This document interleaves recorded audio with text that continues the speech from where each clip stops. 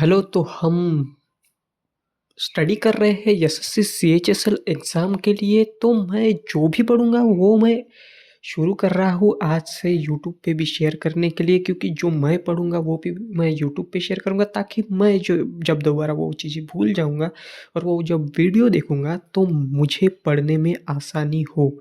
और इसके साथ मेरे जैसे बहुत से बच्चे हैं जिन्हें पता नहीं होता कि शुरू कैसे करना है, क्योंकि मुझे भी ये तरीके जो पता करने में काफ़ी वक़्त लगा है। तो फिर मैं आज ये शेयर करने जा रहा हूँ। तो चलिए शुरू करते हैं। Planning of study. हमें बेसिक रिक्वायरमेंट्स होती है लैपटॉप या पीसी या मोबाइल या कोई ऐसे डिवाइस की। मैं रिकमेंड करूँगा कि आप एक लैपटॉप बाय करें, क्योंकि लैपटॉप पढ़ाई में बहुत आसान जाता है। बहुत से लोगों के पास होगा, बहुत से लोगों के पास नहीं होगा, मगर मैं आपको ऐसा सोर्स बता देता हूँ जिससे कि आपको लैपटॉप बहुत ही सस्ते दाम में मिल जाएगा। ये है अमेज़न का रिफर्बिश्ड। अमेज़न से आप रिफर्बिश्ड या फिर सॉरी अमेज़न से, क्योंकि फ्लिपकार्ट पे तो मिलते नहीं। अमेज़न से आप रिफर्बिश्ड लैपटॉप बाय कर सकते हैं। ये बहुत ही सस्ते में मिल जाते हैं, 12-13 हज़ार में मिल जाते हैं। कुछ तो 15 के नीचे भी आते हैं, कुछ तो अच्छे-अच्छे रहते हैं। आप यूज़ कर सकते हैं, ट्राई कर सकते हैं। हाँ, लेकिन इसमें एक कॉम्प्लिकेशन है कि कुछ लैपटॉप्स ख़राब हो सकते हैं रिफर्बिश्ड वाले। मगर आप अगर, क्योंकि अमेज़न की 7 डे रिप्लेसमेंट पॉलिसी होती है, तो आप रिप्लेस कर सकते हैं। इसीलिए बाय करते वक़्त थोड़ा सँभाल के कीजिए, क्योंकि मैंने भी रिफर्बिश्ड ही लैपटॉप लिया है और मेरा चल रहा है अभी तकरीबन 2 महीने हो चुके हैं और लैपटॉप अभी तक बहुत अच्छा चल रहा है। इनफैक्ट मैं वही लैपटॉप यूज़ कर रहा हूँ और बढ़िया होते हैं। उसके बाद हमें कोर्स ले लेना चाहिए, क्योंकि यूट्यूब से अगर हम करना चाहें तो होता नहीं उतनी पढ़ाई। मैं रिकमेंड करूँगा कि आप टेक्स्ट बुक नाम की जो एप्लीकेशन है वहाँ से कोर्स परचेस कर लीजिए।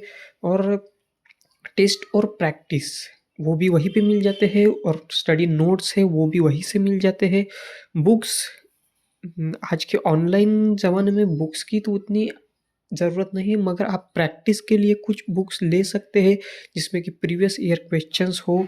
और नोटबुक्स, आपको नोटबुक्स की तो आवश्यकता होंगी ही, क्योंकि अगर आप कुछ नोट करना चाहेंगे तो आपको नोटबुक में ही करना होगा। और सबसे इम्पोर्टेंट होता है स्पिरिट और टाइम टेबल, जो कि जिसके बारे में ही मैं इस वीडियो में बताने वाला हूँ। तो चलिए चलते हैं आगे। स्ट्रैटेजी, इसमें हम पहले पूरे सिलेबस को पता कर लेंगे, क्योंकि हमें पता होना चाहिए सिलेबस कैसा है और क्वेश्चन किस तरीके से पूछे जाते हैं।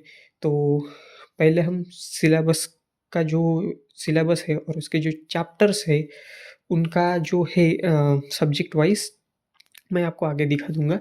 सब्जेक्ट वाइज़ हम उनका एक टेबल बना देंगे और उसके बाद हम चैप्टर वाइज़ स्टडी करेंगे और उसकी प्रैक्टिस करेंगे। हर एक चैप्टर के बाद प्रैक्टिस होगी, हर एक चैप्टर के बाद प्रैक्टिस होगी। कोशिश करूँगा कि हर एक चैप्टर का जो बेसिक नॉलेज है वो 1 घंटे में कवर हो।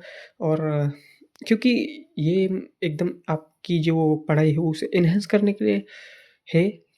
एकदम बेसिक से होगी, लेकिन हम ये नहीं कह सकते कि हम कुछ ही थोड़ा बहुत करके गवर्नमेंट एग्ज़ाम क्रैक कर लें, क्योंकि गवर्नमेंट एग्ज़ाम क्रैक करने के लिए हमें प्रैक्टिस की बहुत ज़रूरत होती है। हमें प्रैक्टिस करते रहना चाहिए, करते रहना चाहिए, करते रहना चाहिए, तभी हम आगे बढ़ पाएँगे। उसके बाद पहले जो रिक्वायरमेंट होगी वो है 3 नोटबुक्स। 3 नोटबुक्स पहले इसमें हम क्लास नोट्स लिखेंगे। मैं रिकमेंड करूँगा कि आप क्लास नोट्स जो है वो टेक्स्ट बुक या फिर किसी यूट्यूब या कोई भी आप जो कोर्स परचेस करें वहाँ से निकालें। उसके बाद हम सेल्फ शॉर्ट नोट्स निकालेंगे या फिर उसकी समरी लिखेंगे, जो कि क्लास नोट्स की, क्योंकि अगर हम खुद के हाथ से लिखी हुई समरी एक बार भी देख लें तो हमें वो याद हो जल्दी हो जाती है। उसके बाद हम एक और नोटबुक करेंगे जो कि प्रैक्टिस बुक। हमें सब्जेक्ट वाइज़ बुक्स नहीं करने हैं, क्योंकि सब्जेक्ट वाइज़ बुक हम कभी ये सब्जेक्ट पढ़ते हैं, कभी वो। यहाँ पे हमें डेली प्रैक्टिस की ज़रूरत पड़ती है, इसीलिए हमें चैप्टर वाइज़ एक बुक बना लेनी चाहिए। एक बुक बना लेनी चाहिए और उसमें एक जो चैप्टर है, चैप्टर का नाम और उसके यानी जैसे कि हम किसी भी बुक को खोलें, बुक यानी आपको पता है, सॉरी, मैं प्रैक्टिस नोटबुक कहना चाहता हूँ। बुक यानी हमें पता है कि कोई भी बुक होती है उसके पहले चैप्टर लिखा होता है और उसका पेज नंबर लिखा होता है। तो पेज नंबर के ठीक बगल में या फिर पेज नंबर के पहले हम सब्जेक्ट का नाम लिखेंगे और एक ही बुक में सारे नोट्स लिखेंगे। प्रैक्टिस बुक जो है उसमें हम क्वेश्चंस लिखेंगे। क्वेश्चन फ्रंट पेज पे होंगे और उसके जो पीछे वाला पेज होगा उस पे आंसर्स होंगे, ठीक है? जिससे कि हमें आसानी होगी। हम पहले क्वेश्चंस करेंगे, अगर हमारा हमसे क्वेश्चन नहीं सॉल्व होगा तो उसके पीछे के आंसर देखेंगे, ठीक है? उसके बाद हम डेली क्लासेस करेंगे, नोट्स मेकिंग और प्रैक्टिस करेंगे, तभी ये एग्ज़ाम निकल सकती है। इसका कुछ सिलेबस इस तरीके से है, इसमें रेलवे का भी सिलेबस इंक्लूड है, कुछ टॉपिक मिस भी हो सकते हैं क्योंकि हम मगर इतना काफ़ी होगा और जो मिस होगा वो इंक्लूड हो जाएगा बाद में। मैथ में नंबर सीरीज़ वगैरह है और रीजनिंग में भी है, क्योंकि ये जो मैंने जो सिले ये मेरा सिलेबस है, ये मैंने खुद के लिए डिज़ाइन किया है। मैं ये पहले पढ़ूँगा और जो जब ये पढ़ के हो जाएगा, जो जो मुझे चीज़ें मिसिंग लगती है वो मैं ऐड करता जाऊँगा।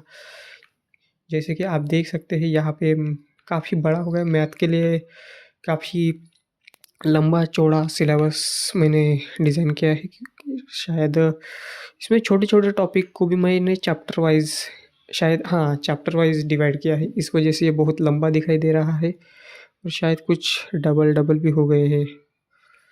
मगर ठीक है, फिर भी रीज़निंग के भी है और ये जो है इसकी एक एक्सेल फ़ाइल मैंने बनाई है और वो एक्सेल फ़ाइल जो भी मेरे सब्जेक्ट कवर होते हैं उनको मैं एक कलर से भर देता हूँ, जिससे कि मेरे क्या सब्जेक्ट कवर हुए हैं वो मुझे पता चल जाते हैं।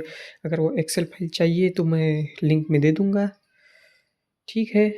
और ऐसे ही हम पढ़ाई करते रहेंगे और एक-एक सब्जेक्ट कवर करेंगे और इसके नोट्स और एक सीरीज़ मैं शुरू कर दूँगा, क्योंकि मैं जो पढ़ूँगा वो वहाँ पे अपलोड करूँगा और कोशिश करूँगा कि वो कम से कम समय में हो, ताकि पढ़ने वाले का भी फ़ायदा हो और मेरा भी फ़ायदा हो, और जब भी मैं देखूँ वो वीडियो तो मुझे कम से कम समय लगे। ठीक है, फिर मिलते हैं जल्द ही और हम शुरू करने वाले हैं वो सीरीज़, तो बने रहिए मेरे साथ। जय हिंद, जय भारत।